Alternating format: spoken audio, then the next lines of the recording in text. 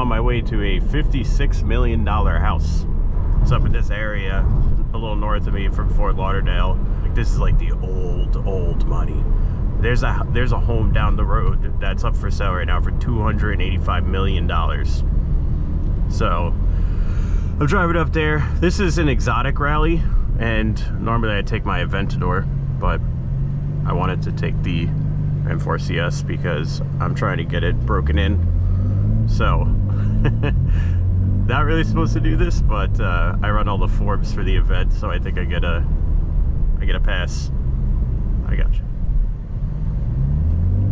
Here's the Marines. Let's always stop for people in the Marines. Serve the country. So yeah, it's an exotic event. I'm going to be with a bunch of exotics in a CS that's not broken in. So that's what I was weighing. I was like, do I take the Aventador so that I could just rip with everybody and hear the V12, or do I take the M4CS so that I can start breaking it in a little bit more? Because I can't go above 106 miles an hour, so I might get dusted when we get on the highway to come back down here. We'll see what happens. My buddy also, who has an SVJ, he brought his Ford Raptor because he just bought a Ford Raptor. So this is a fucking mosh. Normally they wouldn't even let non-exotics into this event. Just got new cars that aren't exotic and we want to drive them, so it's understood. I also just got tints and PPF on this car, which I'm happy about. So I'm not worried about anything on the highway here, which is nice. Anyway, I figured I'd do these business segments while I'm cruising, waiting to get to my destinations, because I put a post out on TikTok. I was like, hey, would you like me to drive my cars and then maybe talk about business, because I know a lot of people are interested in that, and a lot of people said, yeah, that would be cool. So here it is. I'll bring up random topics when I do these on the weekend, when I can get a chance to do them. So anyway, I recently started a WhatsApp group. It's completely free. I don't need you guys' money. If I release something paid, I'll let you know well in advance, but as of right now, I'm good.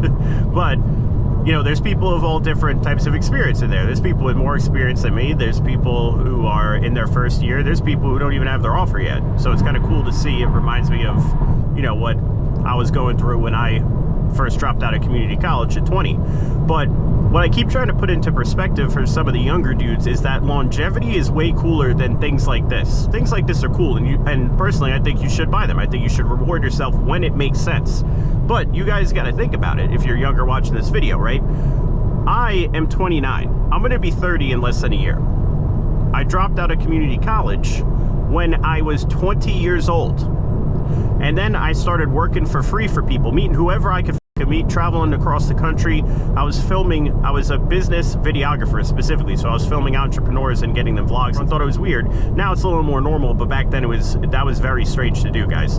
And so people thought I was nuts, blah blah blah, but I was meeting these people who were doing $100 million a year, $250 million a year in revenue, people who were, you know, famous, people who were doing really hot.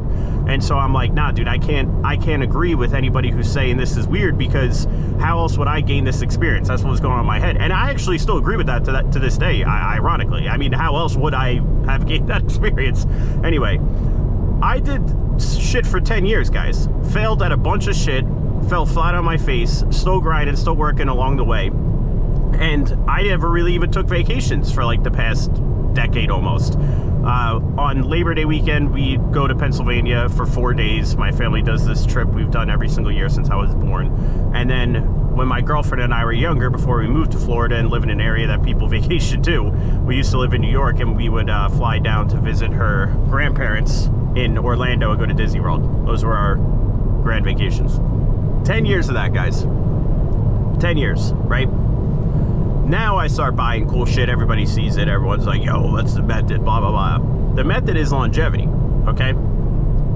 That's the method. You want to figure out, how can I put myself into a position where I could play the game for longer than my competitors? That, by default, will give you a massive, massive upper hand. Because here's the thing. Most of your competitors, most people in this world, they're gonna look for shortcuts. And the shortcut, the true shortcut, is not taking shortcuts. That's the true shortcut. Because your competitors, the people who are telling you you're wrong, blah, blah, blah, those people will consistently look for shortcuts. They will spend an exorbitant amount of time looking for shortcuts. And there is no shortcut, guys. There really is none. I will give one exception, and you shouldn't do this because I think it's stupid, and then you ruin your name in a lot of people's eyes, especially the people I'm talking about with longevity, which I'll get to in a second. The one shortcut is to pretend like you're somebody you're not and scam other people and harm people. But that's a shortcut to being a douche. Like, that's not, congrats, you could be a douche quickly. Like, that's not impressive. I have to tell so many kids this. Like, guys, half these dudes on the internet, they're liars, dude. If I wanted to launch a course and make extra money and scam people, I could have done it years ago, dude. Years ago. It would have been easy as the people I was hanging out with, the people would take me on their jets and shit. And, you know, I could have filmed videos on the private jets, launched an ad. It would have been killer, dude. But I didn't want to do it. I felt like it was wrong. Turns out, now that I start meeting these guys who are 38, 40 years old that keep taking angel money for all these different businesses that they're launching, you know, these guys see the shit that these people are doing. They see it. They're not blind to it. And they're like, yeah, kids, they're blacklisted, right? They're blacklisted in our eyes. Now, if one of these scammers was watching this, they would be like, you know, yeah, like, of course you'd say that, you know, but I don't care what anyone thinks of me. Okay. You don't need people in your local area in collaboration ever. You're never going to need to reach out for help. You're going to be good forever. Yeah, don't put effort into making sure you're cool with the big dogs. Doesn't matter, right? I'm not trying to be a dick or anything, but it's stupid, right? So anyway, that's the only shortcut is to do wrong. Like, yeah, you want to make a little bit of money? Sell blow. Great shortcut, bro. But in real business, when you're actually trying to build something that's valuable and an asset that other people would want to purchase and hold, no shortcuts. All there is just continuously putting in the work, seeing what's working, seeing what doesn't, and then moving on. That's all it is. Repeatedly for years. And it's so fun along the way. I'm not gonna lie. That's fun to do. I'm not trying to make it sound like, no, you should be bored or blah, blah. No. That's not what I'm trying to say. That is a fun thing to do. That's really what I want these kids to understand when I'm talking to them, is that you guys are mostly consuming absolute bullshit on the internet most of the time, right? And I was talking to one of my mentors yesterday about this, and he was telling me, you know, we were laughing about how, so apparently everybody has a 30% close rate in their business. You know what I'm saying? Dude, almost nobody has a 30% close rate in their business. That's like, you're telling me 3 out of 10 people you talk to are paying you money. I mean, that's crazy. I'm not saying it doesn't happen. I'm saying almost nobody has that. You know what I mean? So it's funny that everybody says that, but now you got these young kids, they're like, oh, you know, blah, blah, blah, it's 30%. I have a sheet that I give out for certain people, and it says, like, hey, if your close rate is less than 30%, it's something worth aspiring to, like from a flow chart perspective. Like, hey, aspire to have a 30% close rate. There's always room for improvement, right? By looking at what your constraint could possibly be there. So I understand that point of view, but, you know, almost nobody has it. Almost nobody is staring down the barrel of a 30% close rate. But then you have these kids who are running around like, man, my close rate is at 30%. I got news for you, brother. My close rate is around 13%. Doesn't sound that sexy, right? But here's the thing. Here are the numbers. My cost per book call is $431. Very important metric to keep in mind if you're going to get into the B2B services industry and you're booking sales calls or whatever you're doing. You need to know your cost per book call because you want to optimize for book calls. Mainly what you want to optimize for. Now, you don't want to trade off quality for more book calls to look at a prettier number. That's stupid. That's another thing a lot of people do. My cost per book call is $431. I have a 13% close rate. My minimum price is $5,000 a month for our fractional team efforts to build out HubSpot accounts, right? So you start doing the math, you're like, oh shit, that does make sense why this guy makes a lot of money, right?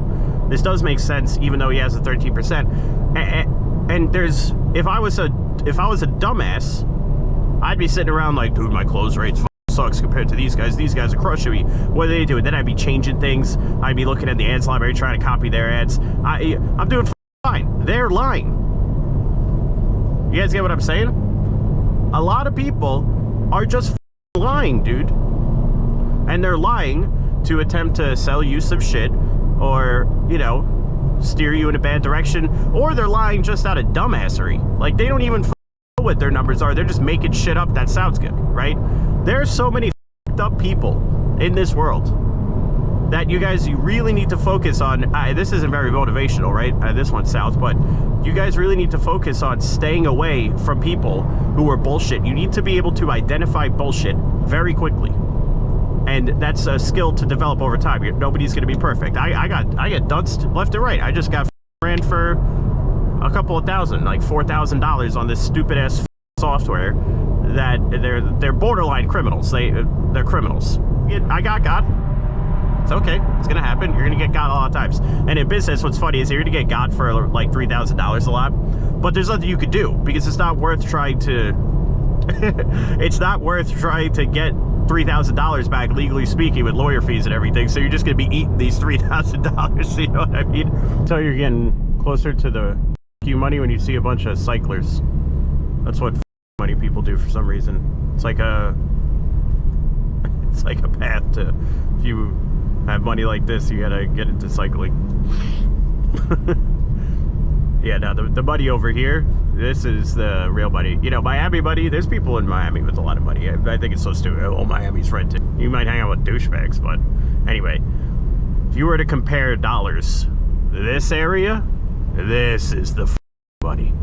Like, this is crazy levels of wealth up here. And this is just the outskirts of it too. It's I mean, dude, could you imagine purchasing a $285 million home? Think about that. That is bananas, dude. Look, I told you, see? The more cyclers you start to see, that's how you know. Wow. That looks like a painting, dude. I wish I could show it to you guys while I kind of can't, but that looks unreal, dude. Goddamn, man. I grew up in a small town on Long Island. This area is so much nicer, dude. All right, now we've entered Q. This is the Q. Right over this bridge.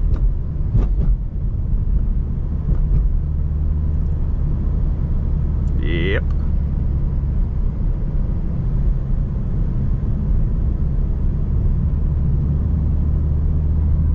Holy balls. One can dream. One of the things that I gotta say that sounds a little corny but is true is the whole exposing yourself to wealth thing. I know it sounds silly, I know it does, but it is true, dude. Like, it is true. It is a good idea to experience things like this, and even if you just had to drive down this road in the beginning, right? Just look at it. Just say like, wow, man, that's possible. And also, another good thing about it is that you see how many of these houses there are. I'm putting it lightly. I'm pulling up at a $56 million house, so just think about that, right?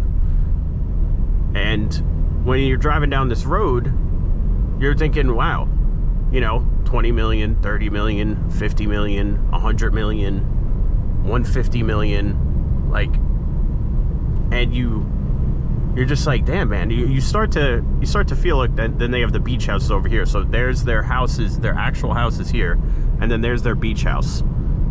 Like, think about that, dude. There are people with a house, and then they're like, yeah, I'm not close enough to the beach. They got another little house up against the beach that's the size of some people's homes. Think about that. So, you know,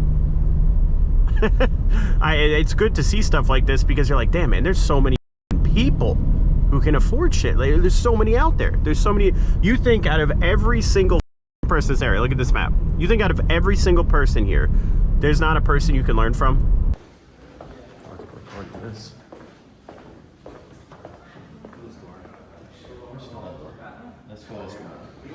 Where we going? I'm calling. No. Which door are they using to go up? That's the staff stairwell. You can follow the staff stairwell. Yeah. You follow the staff stairwell down, it takes you to the full. There's rooms, bathrooms, full staff quarters down there. Yes.